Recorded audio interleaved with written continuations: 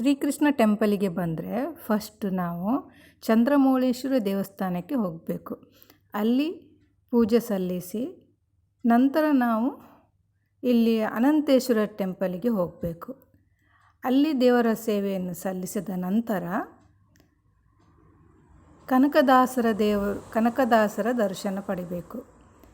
ಕನಕದಾಸರ ದರ್ಶನದ ನಂತರ ನಮಗೆ ಮುಂದೆ ಗೋಪುರ ಇದೆ, ಶ್ರೀಕೃಷ್ಣ ಗೋಪುರ ಇದೆ. ಅಲ್ಲಿ ಗೋಪುರದಲ್ಲಿ ಕನಕನ ಕಿಂಡಿ ಇದೆ.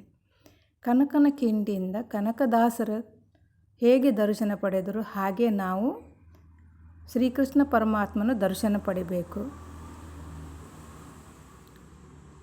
ಅದರ ನಂತರ ಅಲ್ಲಿ ಮುಖ್ಯ ಪ್ರಾಣದೇವರ ದರ್ಶನ ಪಡಿಬೇಕು ನಾವು.